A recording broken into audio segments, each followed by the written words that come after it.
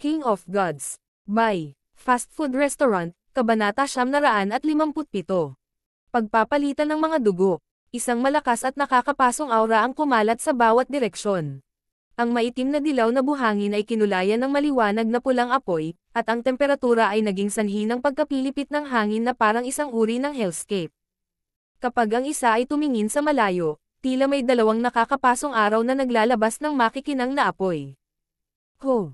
Ang bloodline sa loob ng katawan ni Tai Lingyon ay nagsimulang manginig, at ang malasalaming apoy sa kanyang katawan ay naging mahina sa ilalim ng ningning ng apoy ni Zhao Fang. Gayunpaman, ang pressure na ito ay nagpasigla lamang sa kanya. Sa likod ni Tai Lingyon, bahagyang nanginginig ang bloodline ni Tai Yanwo at nagsimulang kumaibot, na parang magsisimula na rin itong mag-apoy. Perfect Blood Devil Sun Blow-Up Line. Ang mga mata ni Tai Yanwo ay nag-aapoy sa init habang tinitingnan niya ang maliwanag na malasalaming apoy na bumabalot sa katawan ni Zhao Fang. Parang kulay ng sariwang dugo, na parabang sinusunog niya ang kanyang life force para lumaban. Ito ang unang pagkakataon na nakita niya ang perpektong bloodline ng Tai family.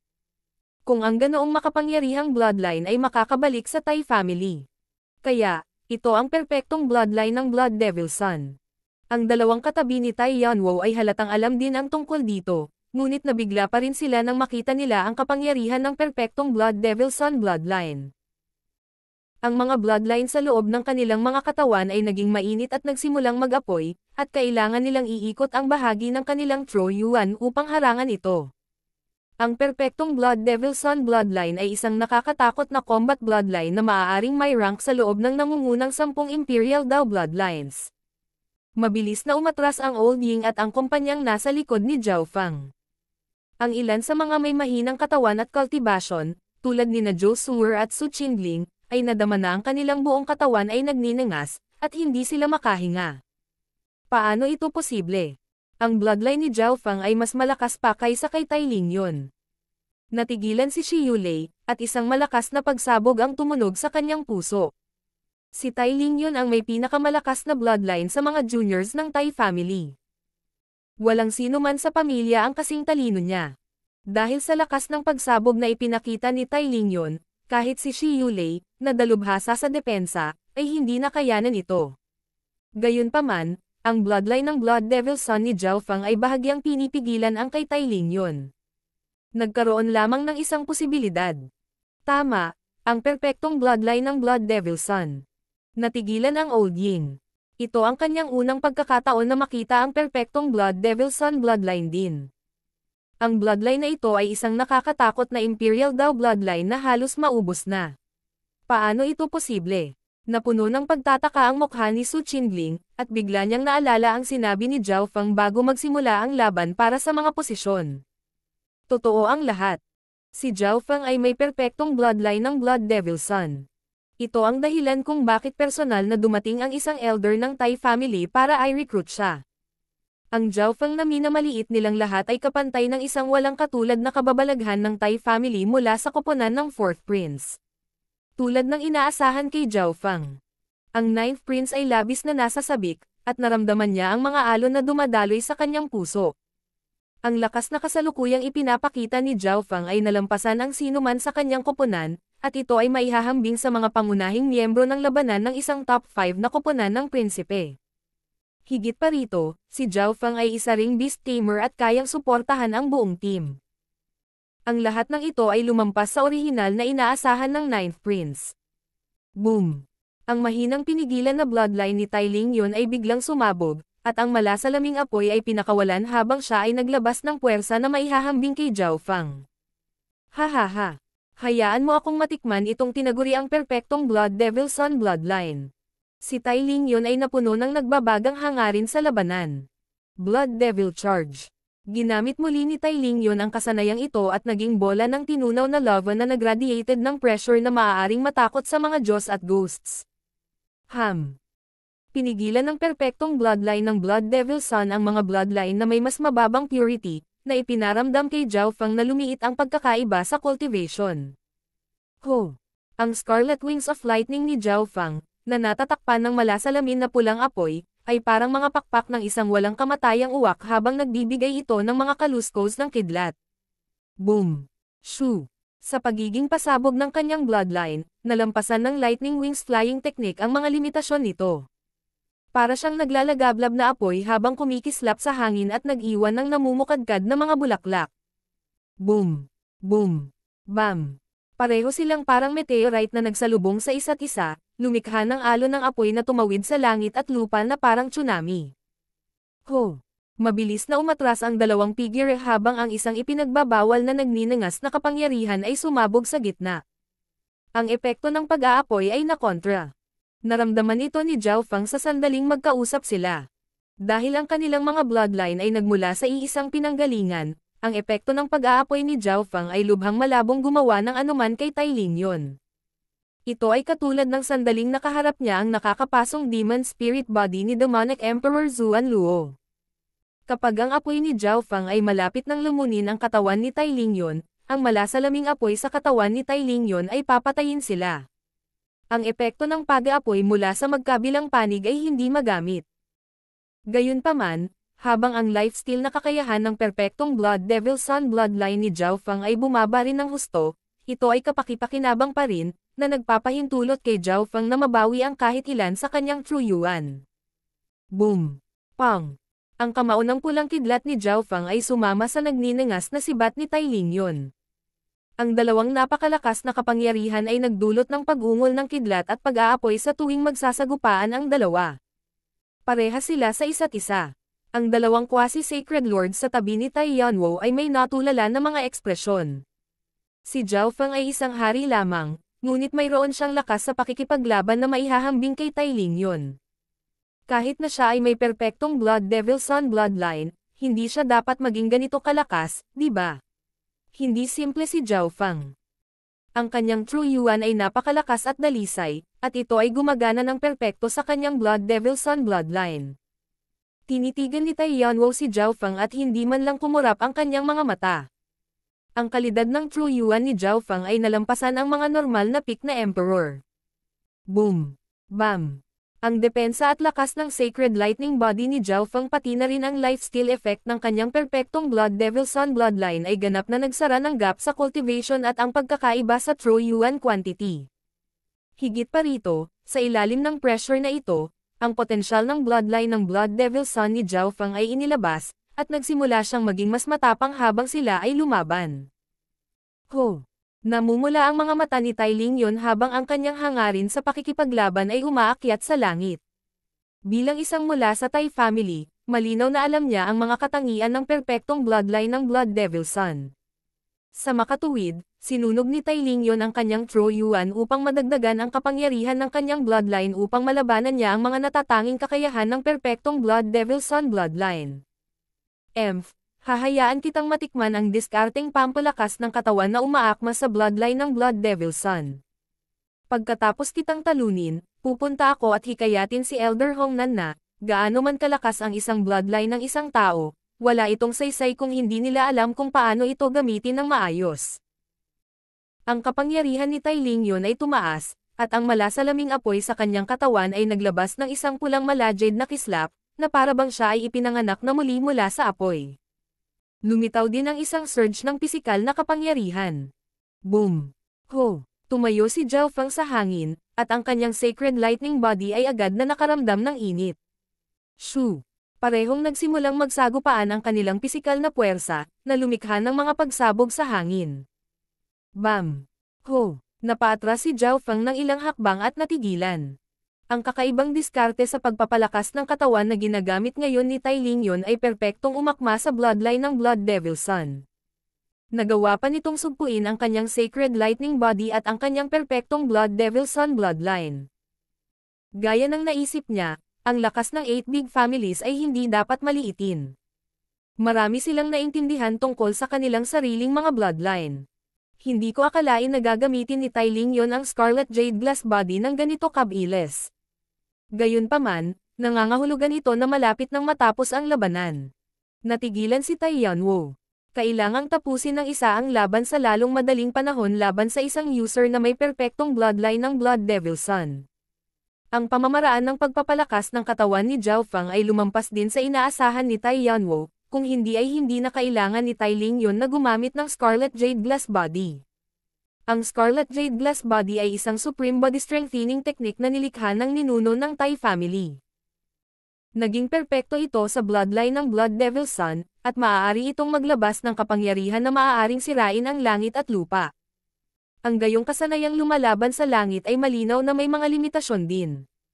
Ang sobrang paggamit nito sa mahabang panahon ay makakasama sa bloodline ng gumagamit. Hindi maganda, ito ay ang Scarlet Jade Glass Body. Ang supreme body strengthening technique ng Tai family. Tumalon ang puso ni Old Ying. Kapag ginamit ang discarding ito sa bloodline ng Blood Devil Son, ang lakas ng True Yuan, bloodline, at katawan ng isang tao ay magiging ilang beses na mas malakas kaysa karaniwan. Si Zhao Feng ay may perpektong bloodline ng Blood Devil Son, ngunit hindi niya ito magagamit ng husto at wala siyang pamamaraan para dito. Ang talagang pinagtataka ni Old Ying ay kung bakit hindi ginamit ni Zhao Feng ang kanyang Soul Eye bloodline techniques.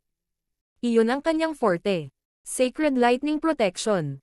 Isang harang ng kidlat na gawa sa Fire of Wind Lightning at ang pisikal na puwersa ng Sacred Lightning Body ni Zhao Feng ay lumitaw sa kanyang harapan.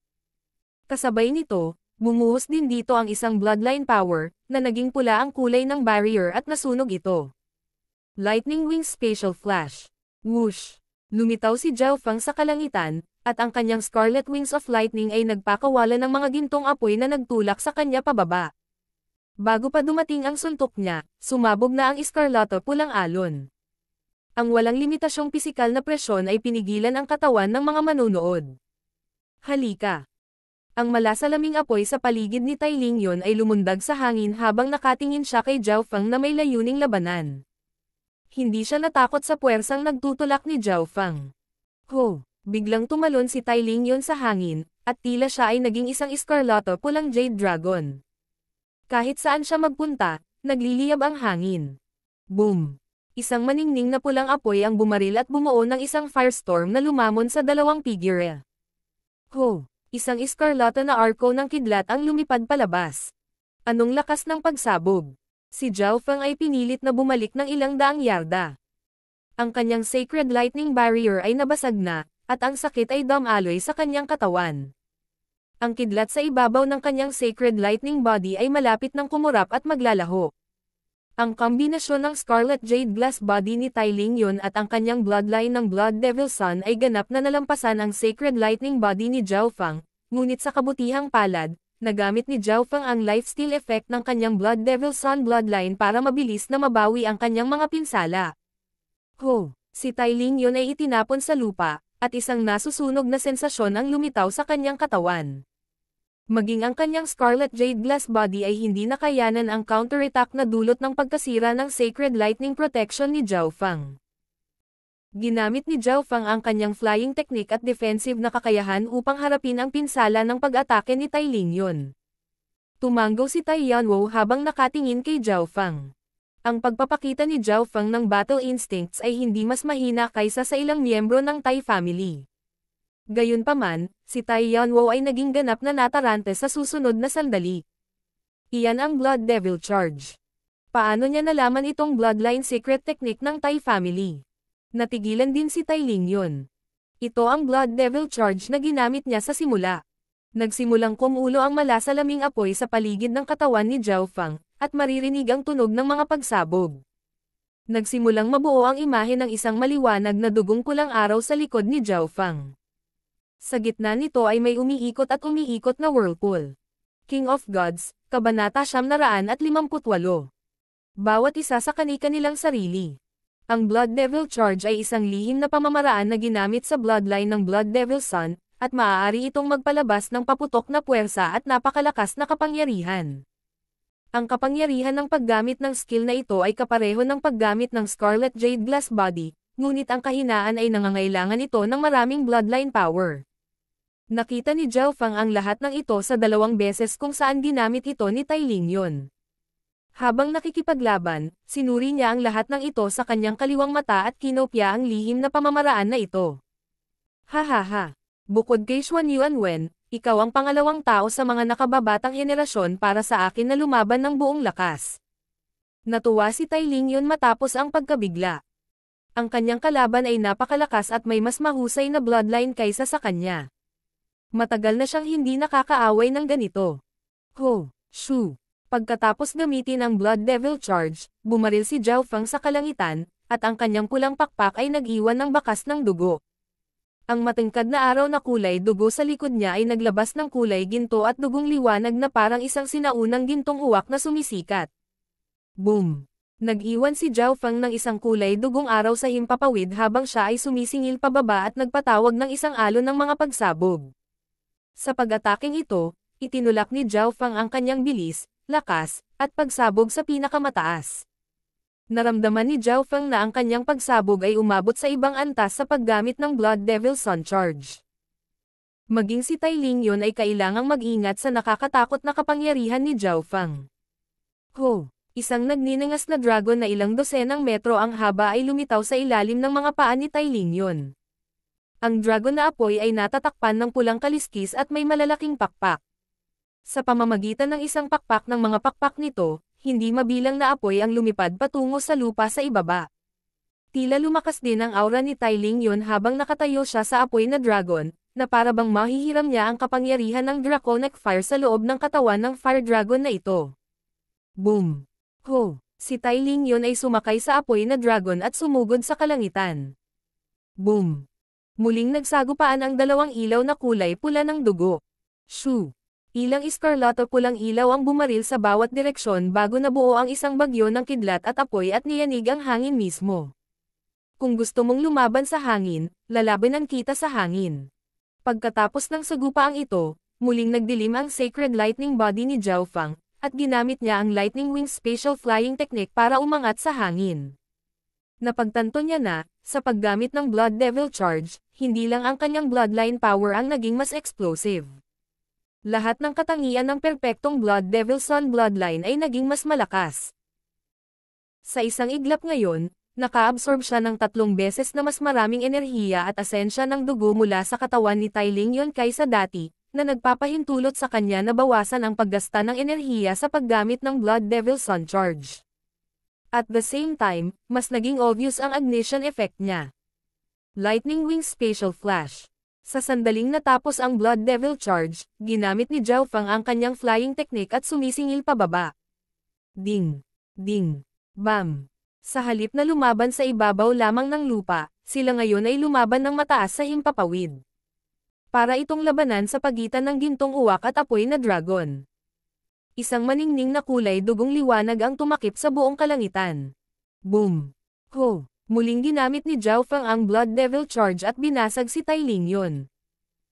Bagamat si Tai Lingyon ay nakatayo sa ibabaw ng apoy na dragon at maaaring hiramin ang kapangyarihan nito at ang matitinding depensa nito, nawalan siya ng bilis at liksi.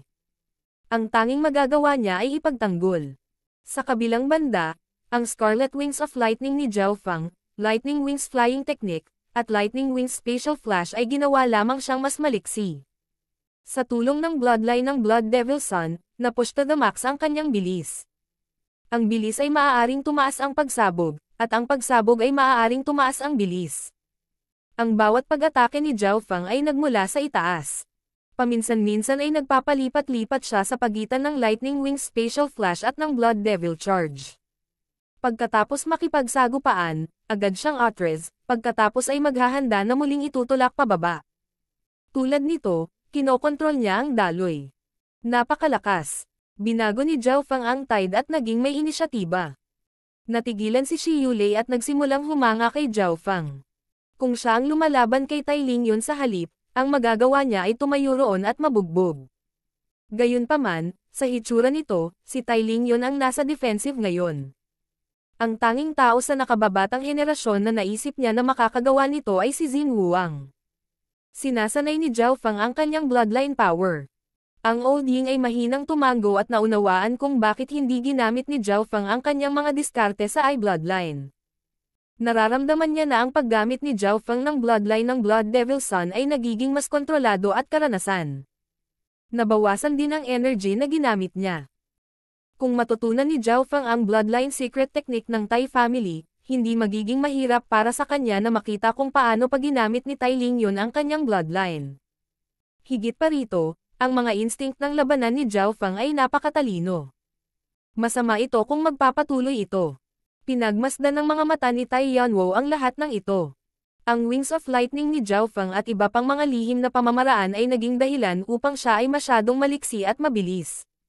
Hinihiram ni Tai Lingyon ang kapangyarihan ng Fire Dragon, ngunit hindi niya nakuha ang kalamangan at maaari lamang siyang pumunta sa defensive.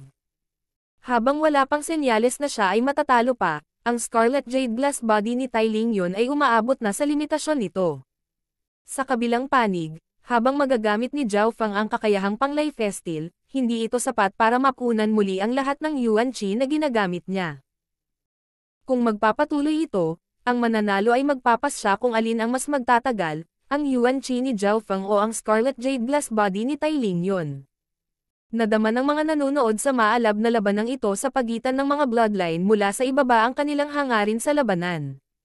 Ding! Bam! Muling nakipagsagupaan si Tai Lingyon kay Zhao Feng at nakaramdam ng malakas na puwersa ng pagsabog. Walang nakakaalam kung gaano siya kadesmaya. Ang mga pag-atake ni Zhao Feng ay lubhang kakaiba. Sa tuwing magpalitan sila ng suntok, pakiramdam ni Tai Lingyon ay parang hindi niya magagamit ang kanyang buong kapangyarihan. Parang lahat ng mga pag-atake ni Zhao Feng ay napunta sa kanyang mga kahinaan. Napakalakas ng True Yuan. Ito ang pangalawang bagay na naramdaman ni Tai Lingyon. Sa simula, napanatili ni Zhao Feng ang Sacred Lightning Body at ang kanyang mga diskarte sa paglipad. Kahit na ang perpektong bloodline ng Blood Devil Sun ay maaaring sumipsip ng enerhiya mula sa kalaban at mapunan ang True Yuan ni Zhao Feng, ang isang normal na King's True Yuan ay dapat na matagal nang naubos. Gayunpaman, ang hindi niya alam ay napalakas ni Zhao Feng ang kanyang pundasyon, at pinigilan niya ang kanyang kultibasyon upang pagsamahin ang kalidad ng kanyang True Yuan. Ang 5 Elemental Wind Lightning Technique ay lubhang kakaiba, at pinataas nito ang kalidad ng True Yuan ni Zhao Feng. Kahit na ang True Yuan ng ilang emperors ay hindi kasing pino gaya ng sa kanya. Ding! Ding! Bam! Ang Scarlet Jade Glass Body ni Tai Lingyon ay naglabas ng panibagong lakas, ngunit ang apoy na dragon sa ibaba niya ay nagsisimula ng mapagod. Ang kanyang Scarlet Jade Glass Body ay umaabot na rin sa limitasyon nito, at kung ipagpapatuloy niya ito, ang kanyang bloodline ay masusugatan. Naging kalmado ang mga mata ni Tai Lingyon habang hinihintay niya ang pagkakataong ilabas ang lahat ng kanyang kapangyarihan ng sabay-sabay. Boom! Pagkatapos ng ilang suntok, biglang yumanig ang tiwangwang na lugar. Basag! Ang isang tiyak na punto sa hangin ng Little World ay biglang nabasag. Ang kapangyarihan ng Little World ay nagsimulang maging magulo, at isang mapanirang bagyo ang nagsimulang mabuo. Hindi maganda. Ang Little World na ito ay labis na naapektuhan ng labanan at malapit ng masira. Bulalas ng isang quasi-sacred lord mula sa panig ni Tai Yanwo. Ang palitan sa pagitan ni Zhao Feng at Tai Lingyon ay masyadong nakatuon sa isang lugar, kaya labis nilang sinira ang istruktura ng Little World. Ang mga Little World ay karaniwang medyo matatag, at hindi nagtagal ay natagpuan ni Old Ying ang dahilan kung bakit ito nangyayari. Mag-aaway pa talaga sila. Nagulat si Shi Yulei. Magugunaw na ang Little World. Kung magpapatuloy ito, pareho silang nasa malubhang panganib. Boom! Ho! Isang nagniningas na aura na tumakip sa langit at lupa ang dumaan patungo sa lugar kung saan nag-aaway sina Zhao Feng at Tai Lingyon, at tinakpan sila ng mga apoy. Ang bloodline ng Blood Devil Sun ay hindi eksaktong angkop para sa matagal na labanan. Pareho silang nasa kanilang limitasyon at hindi makalaban sa bloodline ng Blood Devil Sun ng isang Sacred Lord. Ho! Agad na napigilan ang Scarlet Jade Glass Body ni Tai Lingyon. Tapos na tayo dito. Ibibigay ko sa iyo ang Dragon Jade ko. Inihagis ni Tai Yanwo ang kanyang Dragon Jade at binigyan ng matalim na tingin si Zhao Feng bago dinala si Tai Lingyon at ang dalawa pang miyembro sa bitek ng Little World. Elder Yanwo, masasabi mo ba kung gaano karami ang natitira sa True Yuan Zhao Feng? Medyo ayaw ni Tai Lingyon. Ang laban na ito ay naging mas mahirap kaysa sa una niyang naisip. Ang bawat aspeto ni Zhao Feng ay nalampasan ang kanyang imahinasyon.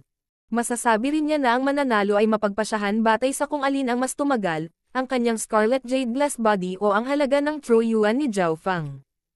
Hindi, ngunit ibinigay mo na ang lahat habang iniingatan niya ang maraming lakas. Bahagyang umiling si Tai Yanwo. Naramdaman niya na nagbabantay si Zhao Feng laban sa kanya, ngunit napakalma pa rin. Parang may kumpiyansa si Zhao Feng na pigilan siya kapag nagpasya siyang umatake. Gustong sumagot ni Tai Ling yun ngunit napigilan ito. Alam mo namang may eye bloodline siya, di ba? Ang boses ni Elder Tai Yanwo ay narinig sa isip ni Tai Ling yun. Napakasarap sa pakiramdam ng labanan kaya nakalimutan ni Tai Ling yun na si Zhao Feng ay may eye bloodline na hindi mas mahina kaysa sa perpektong Blood Devil Sun bloodline. Gayunpaman, ang iyong bloodline ay tila mas nagising pagkatapos ng laban na ito. Pinangunahan ni Tai Yanwo ang grupong ito at nawala sa Little World. Tara na, bulalas ni Zhao Feng nang mahuli niya ang maliwanag na Dragon Jade at kumawala mula sa isa pang crack. Kasabay nito, lumabas din si Old Ying. Walang mga palatandaan ng grupo ni Tai Yanwo nang bumalik ang lahat sa kagubatan. Ninth Prince. Ibinigay ni Zhao Feng ang Dragon Jade. Brother Zhao. Nanginginig ang mga kamay ng Ninth Prince.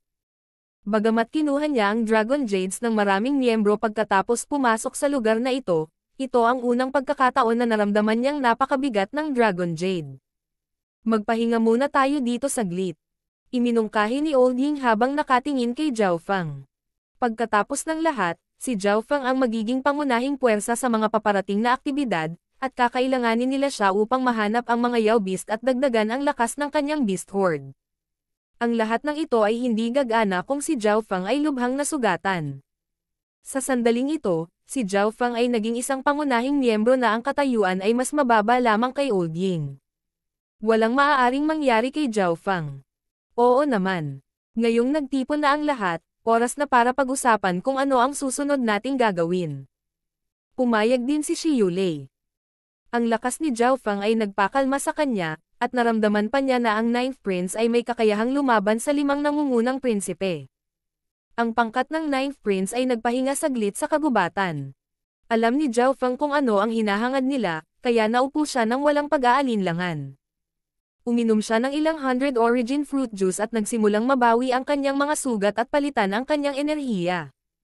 Madali para sa isang sumasabog na bloodline gaya ng bloodline ng Blood Devil Sun na mag-iwan ng mga nakatagong pinsala, lalo na pagkatapos ng matagal na paggamit.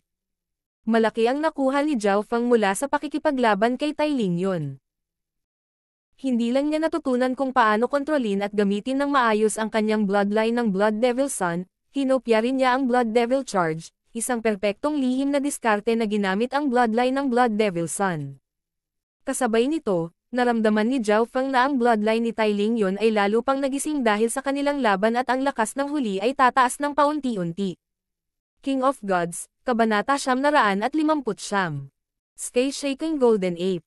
Ang paglilitis sa Crown Prince ay malapit nang pumasok sa ikalawang yugto. Nagsalita si Old Ying sa seryosong tono. Old Ying, may plano ka ba? Bahagyang lumabo ang mga mata ni Shi Yulei. Ang pagsubok sa Crown Prince ay isang laro upang sanayin ang hinaharap na Crown Prince na dinisenyo ng mga imperial at ng Grand Imperial Hall. Nagsimula ang larong ito sa pinakaunang Crown Prince trial at naging perpekto sa paglipas ng panahon. Ang laro ay nahati sa 4 na yugto. Pagtitipon ng Draconic Providence, pag-atake sa lungsod, pag-aaway sa pagitan ng mga prinsipe, at ang pakikipaglaban para sa Grand Seal. Siyempre, kung walang sapat na kalahok sa larong ito, hindi ito matutuloy. Ito ang dahilan kung bakit kailangan ng mga prinsipe na kumalap ng mga tao. Upang ilagay ito sa ibang paraan, ang recruitment ay itinuturing din na isang yugto. Pagkatapos nito, ang lahat ng pumapasok sa Imperial Tombs at masakop ang mga mana para mangalap ng Draconic Providence ay ang unang tamang yugto. Para sa yugto ng pag-atake sa lungsod, orihinal na kailangan nating umasa sa swerte at maghintay ng tamang sandali, ngunit ngayon ay mayroon na akong bagong plano. Isang kislap ng kagalakan ang dumaan sa mga mata ni Old Ying habang matalim niyang sulyap kay Zhao Feng. Ang kakayahan ni Zhao Feng sa pagpapaamo ng hayop at pagkabisado sa kaluluwa ay nagbigay ng kumpiyansa kay Old Ying. Ang Ninth Prince, si Zhou Suer, at ang iba pa ay may kaunting alam tungkol sa plano ni Old Ying, ngunit sinundan ni Shi Yulei at Su Qinling ang tingin ni Old Ying at pinag-isipang mabuti si Zhao Feng. Maaaring ang kakayahan ni Zhao Feng sa pagpapaamo ng hayop ay higit pa sa karamihan ng Grandmaster Beast Tamers. Hindi napigilan ni Shi Yulei na mabigla. Noong una ay inakala niya na umaasa lamang si Zhao Feng sa mga koneksyon ni Duke Nanfeng at ginamit ang Cloud Silkworm Saint Butterfly upang kunin ang posisyon ng Beast Tamer, ngunit tila, hindi iyon ang nangyari. Si Zhao Feng ay talagang isang mahusay na Beast Tamer. Tama iyan. Tumanggo si Zhou Suer. Nasaksihan niya ang kakayahan ni Zhao Feng sa pagpapaamo ng hayop at may karapatang magsalita. Kaya, ang susunod nating gagawin ay tulungan si Zhao Feng na makakuha ng mas maraming beast pack. Ito ay magbibigay sa amin ng isang kalamangan kapag umaatake sa lungsod. Sabi ni Old Ying. Ang pag-atake sa lungsod ay ang oras upang ipakita ang lakas ng isang buong koponan. Ang mga beast tamers at doktor ay lubhang kapakipakinabang dito. Kapag nagtulungan silang dalawa, makakapaglabas sila ng napakalaking lakas digmaan. Tumingin si Su Qingling kay Zhao Feng na may pagtataka. Ang kabataang ito na hindi nila pinansin at hindi nagustuhan ay biglang naging pangunahing tauhan pagkatapos ng ilang dosenang araw. Nang makipag-ugnayan sa iba, napagtanto din niya na hindi rin simple ang pagiging mastery ni Zhao Feng sa kaluluwa. Kailangan nating makahanap ng mga power type na hayop. Masaya ang ekspresyon ng Ninth Prince. Ang pag-recruit kay Zhao Feng ay tila ang pinakamatagumpay na desisyon na ginawa niya sa ngayon. Bukod kay Zhao Feng, ang 7 iba pa ay nag-usap sa isa't isa at tinalakay ang kanilang mga opinyon. Narinig pa rin ni Zhao Feng ang sinabi ng lahat habang nagpapagaling siya sa kanyang mga sugat at naglilinang. Laro.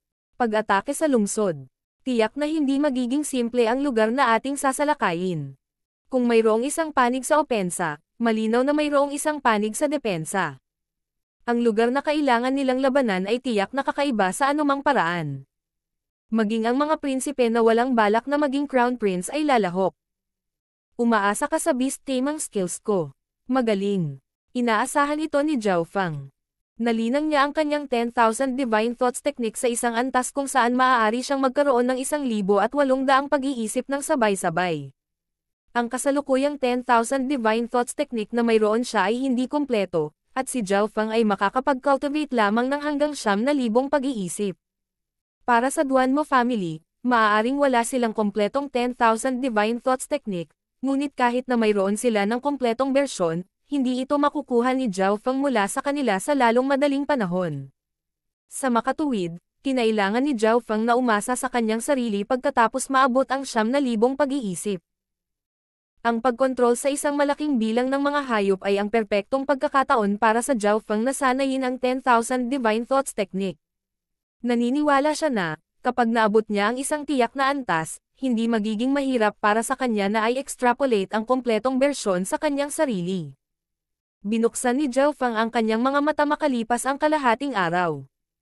Ang pinakamalubhang pinsala sa kanyang katawan ay gumaling na, at siya ay ganap na makakabawi sa pamamagitan ng pag-asa sa kahoy at tubig ng kidlat ng hangin. Pwede na tayong umalis. Nagpakawala ng hininga si Zhao Feng. Ang 7 iba pang tinatalakay ang plano ay tumingin lahat kay Zhao Feng. Zhao Feng, naka-recover ka na. Nagmamadaling lumapit si Zhou Suer. Sa simula, pumunta siya para tulungan si Zhao Feng, ngunit tinanggihan niya ang tulong nito. Inisip ng lahat na kailangan nilang manatili dito ng isa pang ilang araw, ngunit sa kalahating araw lang, natapos na ang paggaling ni Zhao Feng. Sa totoo lang, halos gumaling na siya. Masusing inspeksyon ni Zhou Suer si Zhao Feng at nalaman na walang malubha o nakatagong pinsala sa katawan ni Zhao Feng. Sa sandaling ito, naisip pa ni Zhou Suer na si Zhao Feng ay isang Grandmaster Doctor din. Kung ito talaga ang kaso, si Zhao Feng at ang Ninth Prince lang ang makakabuo ng isang team sa paglilitis ng Crown Prince. Ang aking cultivation technique ay kakaiba at may mabilis na recovery speed. Paliwanag ni Zhao Feng. Sige.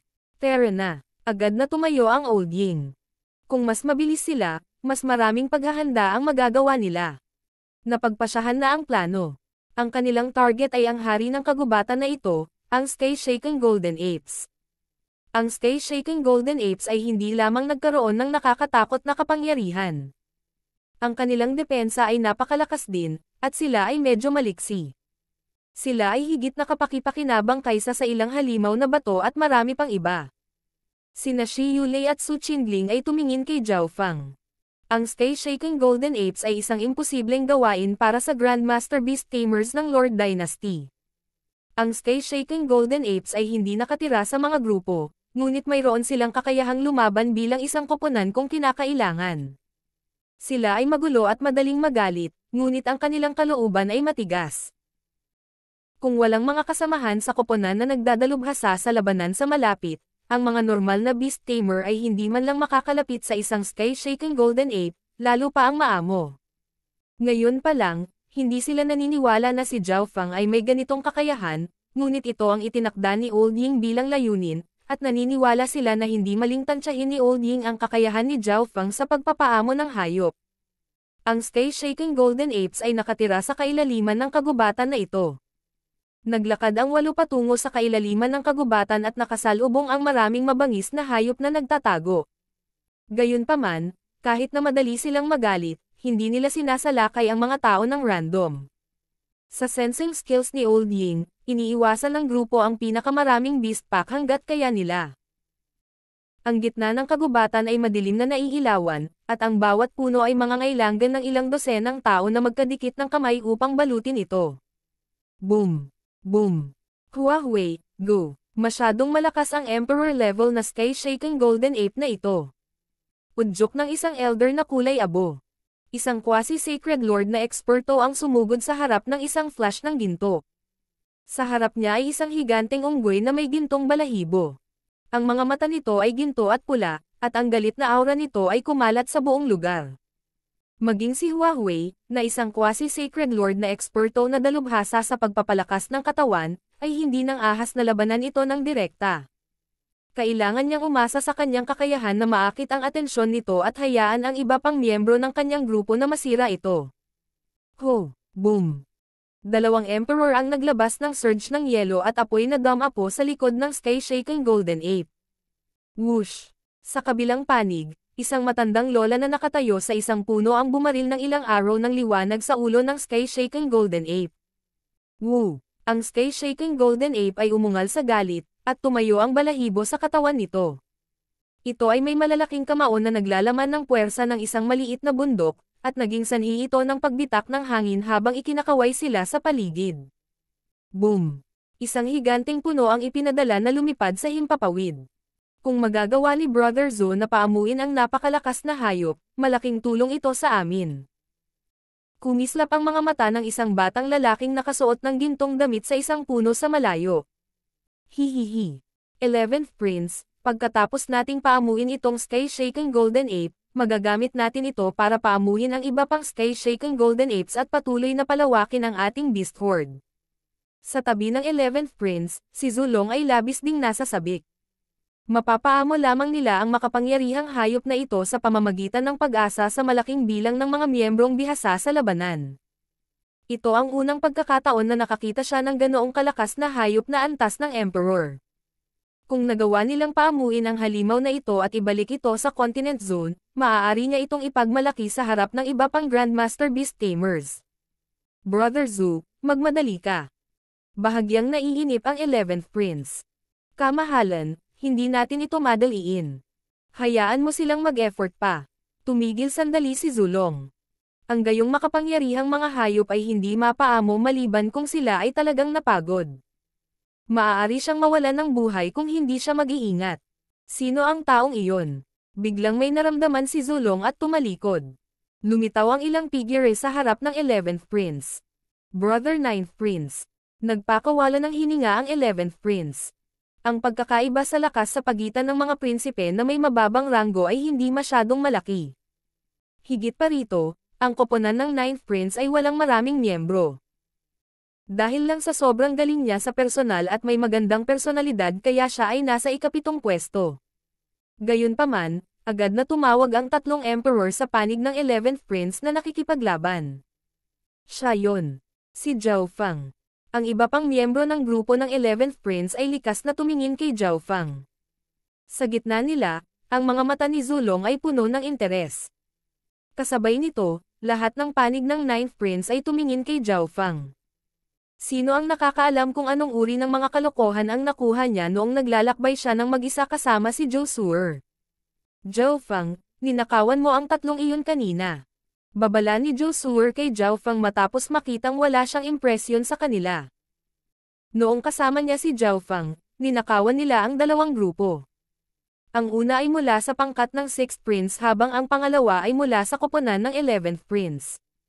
Maaari ko bang malaman kung bakit nandito si Brother 9th Prince? Nanatiling pareho ang ekspresyon ng 11th Prince. Ilang beses nang sinabi sa kanya ng tatlong iyon ang nangyari. Mula sa kanyang pananaw, iisa lang ang posibilidad, si Zhao Fang ay may kayamanan na maaaring magpapahintulot sa kanya na umangkop sa dimensyong ito. Kung hindi, kahit na ang mga Sacred Lord ay hindi magiging nakakatakot gaya ng inilarawan nila. Nandito kami para paamuin din ang isang sky-shaking Golden Ape, ngunit hindi namin inaasahan na narito rin si Brother 11th Prince. Sinabi ng 9th Prince ang totoo, ngunit ang mga ekspresyon ng pangkat ng 11th Prince ay agad na nagbago. Mula sa kanilang pananaw, ang tono ng 9th Prince ay nagpapagalit sa kanila. Ang Beast Tamer Zulong sa tabi ng 11th Prince ay umikot at agad na nagpadala ng mensahe sa 11th Prince. Isang ngiti ang lumitaw sa mukha ng 11th Prince. Dahil nandito si Brother 9th Prince para paamuin din ang Sky-Shaking Golden Ape, maaari tayong magsama-sama at sugpuin muna itong Sky-Shaking Golden Ape bago magpasya kung kanino ito kabilang. King of Gods, Kabanata 960. Unparalleled Battle Intent. Isang ngiti ang lumitaw sa mukha ng 11th Prince. Dahil nandito si Brother 9th Prince para paamuin din ang Sky-Shaking Golden Ape, maaari tayong magsama-sama at sugpuin muna itong Sky-Shaking Golden Ape bago magpasya kung kanino ito kabilang. Nang makitang hindi kaagad tumugon ang 9th Prince, nagsimulang pribadong makipag-usap ang 11th Prince sa kanyang mga nasasakupan. Zulong, walang problema, tama ba? Kamahalan, huwag kang mag-alala. Hindi sila tatanggi. Ang Sky-Shaking Golden Ape ay isang halimaw na nakatayo sa tuktok ng mga hayop na antas ng Emperor. Napakalakas ng battle power nito, at mayroon itong malakas na layunin. Kailangan nilang gumugol ng maraming oras kung gusto nilang pigilan ito ng mag-isa. Tumingin si Zulong kay Zhao Fang. Ayon sa kanyang alam, hindi pa talaga nakapasa si Zhao Fang sa pagsusulit para maging Grandmaster Beast Tamer, umaasa lang siya sa Cloud Silkworm Saint Butterfly na hiniram niya para maging Beast Tamer sa team ng 9th Prince. Sa makatuwid, pagkatapos nilang sugpuin ang Sky-Shaking Golden Ape na ito, imumungkahi niya ang isang labanan sa pagitan ng mga Beast Tamers upang magpasya kung kanino napunta ang Sky-Shaking Golden Ape. Hindi niya gagawin ang parehong pagkakamali na ginawa ni Grandmaster Beast Tamer Liang Sang sa pamamagitan ng pagpapasya sa mananalo gamit ang mga espiritual na alagang hayop. Brother 11th Prince, gusto namin itong Sky-Shaking Golden Ape. Biglang tumunog ang boses ng 9th Prince. Ano? Tumigil si Zulong. Hindi niya inaasahan na tatanggihan sila ng team ng 9th Prince. Kahit anong tingin sa kanila, medyo mahina ang team nila. Tanging sina Old Ying at Shi Yulei lamang ang may tunay na kapangyarihang labanan. Bakit nila tatanggihan ang mga ito? At sa ganoong arrogant at mapuwersang paraan. Brother 9th Prince, ni isa sa atin ang magiging Crown Prince, kaya hindi na natin kailangang mag-away. Bakit hindi tayo magsama-sama at lumaban sa 7th o 8th Prince? Maaari pa rin tayong makakuha ng ilang benepisyo mula sa Heaven's Legacy City. Berde ang mukha ng 11th Prince. Ang mga kilos ngayon ng 9th Prince ay iba sa karaniwan. Napakapuwersa niya. 11th Prince, mayroon kang dalawang pagpipilian, umalis na ngayon, o mawala ang lahat ng iyong Draconic Providence at pagkatapos ay umalis. Tumayo ang Old Ying sa harap, at ang kanyang tono ay mas mapagpasyahan. Nang marinig ito, ang koponan ng 9th Prince ay nakaramdam ng labis na kasiyahan. Brother 9th Prince, masyado kang confident. Bagaman ang kabuuang lakas ng 11th Prince ay nasa ika-9 na ranggo, ang kapangyarihan ng kanyang koponan ay tiyak na hindi mas mahina kaysa sa 9th Prince. Kasabay nito, naramdaman ng mga miyembro ng pangkat ng 11th Prince na may mali, at sinimulan nilang idirekta ang Sky-Shaking Golden Ape patungo sa 9th Prince. Masyadong kalokohan. Umungol si Shi Yulei habang umaalingaw-ngaw palabas. Isang madilim na dilaw na liwanag ang kumikinang sa kanyang katawan, at ang bahagi ng kanyang katawan ay agad na natutunaw. Ang ibang mga bahagi ay naging metal, at isang hindi nakikitang pag-akyat ng pisikal na kapangyarihan ay tumaas sa kalangitan. Si Old Ying, Zhao Fang, at iba pang makakalaban ay agad na sumunod sa likuran. Sisalaki na sana ang pangkat ng 9th Prince. Kung natatakot sila sa isang 11th prince, paano nila haharapin ang 8th, 7th, o 4th prince? Ikaw. Tumalon ang puso ng 11th prince, at hindi niya alam kung ano ang gagawin. Ang koponan ng 9th prince ay kumilos na ibang-iba sa normal, sila ay aatake. 11th prince, huwag magmadali. Hayaang masaksihan nila ang mga hayop ng Imperial Tombs. Nagalit si Zulong at binuksan ang kanyang espiritual na pet bag. Isang magulong aura ang agad na lumitaw sa kagubatan. Halos 100 purple striped black leopards ang nakapalibot kay Zulong at ang 11th prince. Isang beast pack. Tumingin si Zhao Feng sa purple striped black leopard king. Hindi mahirap sabihin na inalipin ni Zulong ang purple striped black leopard king para makontrol ang buong beast pack. Isang malabong ngiti ang lumitaw sa mukha ni Zhao Feng habang ang isang purple golden ripple ay kumislap mula sa kanyang kaliwang mata, at isang malakas na pag-agos ng eye bloodline power ang bumaril. Sa sumunod na sandali, isang iskarlato pulang ilaw ang kumislap sa mga mata ng purple striped black leopard king, at nagsimulang umikot ang mukha nito sa sakit.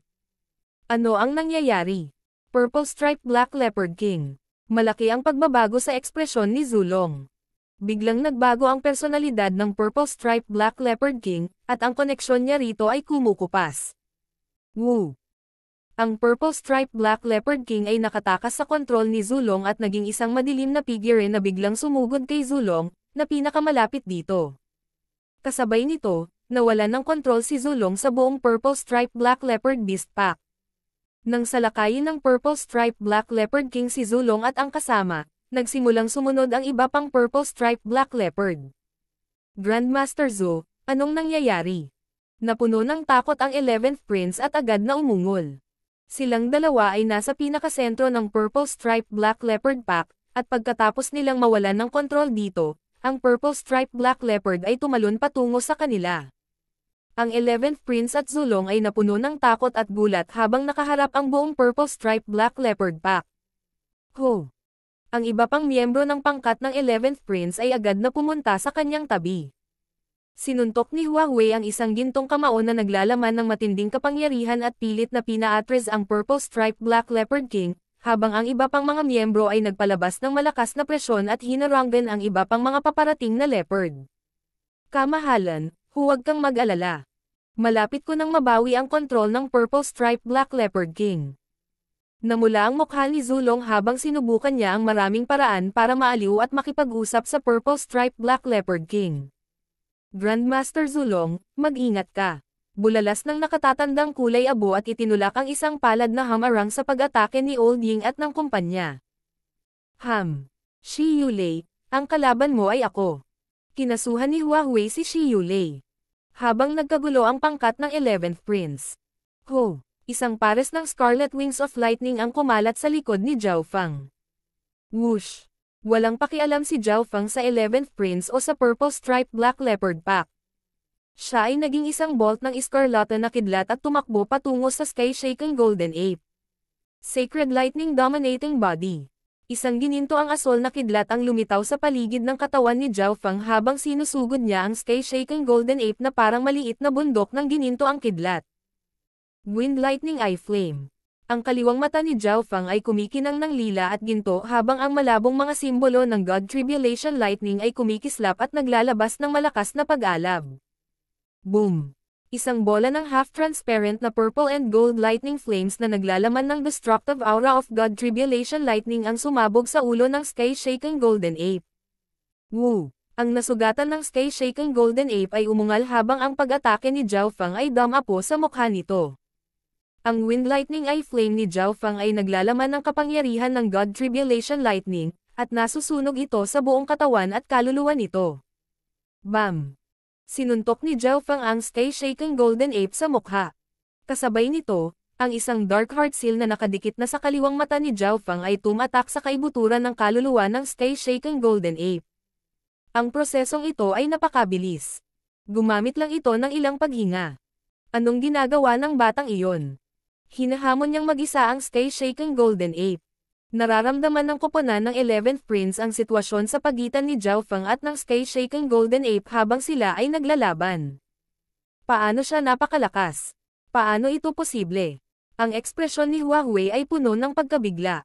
Ramdam na ramdam niya ang lakas ng pisikal na katawan ni Zhao Feng kahit sa malayo. Nababaliw na ang brat na iyon. Tumalon ang puso ni Zulong nang makita niyang nakikipaglaban si Zhao Feng sa sky-shaking golden ape. Sa kanyang puso, si Zhao Feng ay isa lamang pagkukunwari ng isang beast tamer, ngunit ang lakas paglaban na iyon ay hindi isang bagay na maaaring taglayin ng isang maliit na hari. Mula sa mga sigaw ng sky-shaking golden ape, masasabi niya kung gaano kalakas ang mga pag-atake ni Zhao Feng. 11th Prince, huwag magmadali. Umalma na ang emosyon ng Purple Striped Black Leopard King.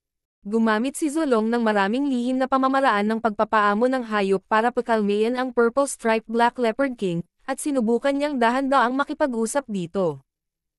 Ang leopard pack ay dahan-dahan ding huminahon, na agad na binabawasan ang pressure sa koponan ng 11th Prince. Nililigawan mo si kamatayan. Nabawi ni Zulong ang kontrol sa Purple Striped Black Leopard King, at napabuntong hininga siya habang nakatingin kay Old Ying at kasama niya habang naghahanda siyang idirekta ang Purple Striped Black Leopard King. Gayunpaman, sa susunod na sandali. Boom! Isang malakas na pagsabog ang umalangaw-ngaw mula sa likuran, at isang mabangis na aura ang nagpalamig sa 11th Prince at kasama. Woo! Ang sky-shaking golden ape ay umungal sa galit at tumalon sa 11th Prince at kasama. Ang katawan nito ay parang isang higanteng bundok habang naduraj. Ano? Nagawa talaga nitong paamuin ang sky-shaking golden ape. Natigilan ang mga miyembro ng pangkat ng 11th Prince.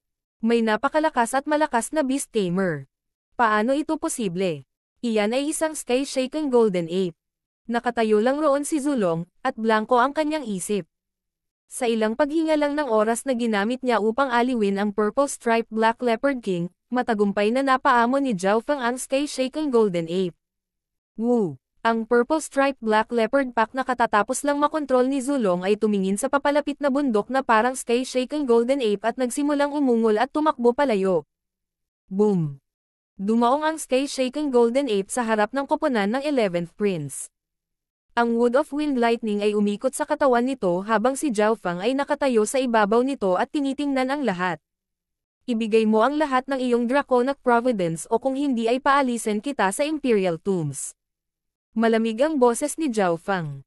Nanginig ang koponan ng 11th Prince, at walang lumaban sa sandaling ito. Ang tatlong emperor na ninakawan ni Zhao Feng kanina ay nanginginig sa takot. Zhao Feng, ikaw. Ang 11th Prince ay nagalit, at isang kumikinang na matangkad na piraso ng jade ang lumitaw sa kanyang kamay. 11th Prince, maghintay. Agad siyang pinigilan ni Zulong. 11th Prince, kahit na gumamit ka ng Draconic Providence para palakihin ang iyong lakas sa pakikipaglaban, magagawa rin ng 9th Prince.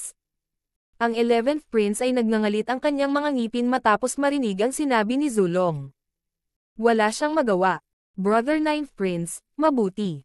Galit na inihagis ng 11th Prince ang kanyang pseudo Crown Prince seal, at ibinigay ng iba pang miyembro ng team ng 11th Prince ang kanilang Dragon Jades. Hindi pa rin sila nagsagawa ng paraan para mangalap ng Draconic Providence. Sa gitna ng Imperial Tombs ay may 4 na malalaking lungsod na gawa sa metal, bawat isa ay nasa isa sa mga pangunahing direksyon. Sa loob ng mga lungsod ay may kakaibang metal na mga gusali, na bumubuo ng isang kagubatan ng metal. May mga tore ng orasan na umaabot sa langit, mga mahiwagang tore ng panghuhula, isang eleganteng fountain, at lahat ng uri ng iba pang mga gusali. Ang bawat lungsod ay may malaking bilang ng mga hayop sa harap ng mga pintuan. Sa oras na ito, sa harap ng mga pintuan ng katimugang lungsod, 2 hukbo ng mga hayop ang nakikipaglaban sa isa't isa. Ice wolves, flaming tigers, giant bears, at isang kawan ng mga ahas ay naruroon lahat at nagdudulot ng kaguluhan. Kalokohan, ang lungsod ng 8th Prince ay ang pinakamahina sa 4 na lungsod ngunit napakahirap ng talunin. Napaka-unfair niyan. Bumili sila ng mga hayop mula sa Heaven's Legacy City. Ilang dosenang tao ang nakatayo sa harap ng mga tarangkahan ng lungsod. 2 sa kanila ay mga beast tamer, at nagngangalit sila ng kanilang mga ngipin habang kinokontrol nila ang napakalaking bilang ng mga hayop upang sumingil sa metalikong lungsod. Hindi maganda, lumabas na ang mga miyembro ng Yu family. Siya si Yu Tianhao at Yu Lenghua. 2 figure ang lumitaw sa mga pader ng lungsod. Unparalleled battle intent. Ang layunin ng pakikipaglaban na maaaring takutin ang mga Diyos at mga ghosts ay lumabas mula sa mga mata ni Yu Tianhao at Elder Yulenghua. Si Elder Yulenghua ay mula sa nakaraang henerasyon. Isang mahinang malamig na figure ang lumitaw sa likuran nilang dalawa, at ang hindi nakikitang layunin ng labanan ay naging sanhi ng pag-ikot ng hangin. Boom! Ang mga hayop sa harap ng lungsod ay nagsimulang humagulgol at umungol. Ang kanilang mga mata ay napuno ng pananabik, at naglabas sila ng walang limitasyong presyon. Ang lihim na pamamaraan ng Yu family ay epektibo kahit sa mga hayop.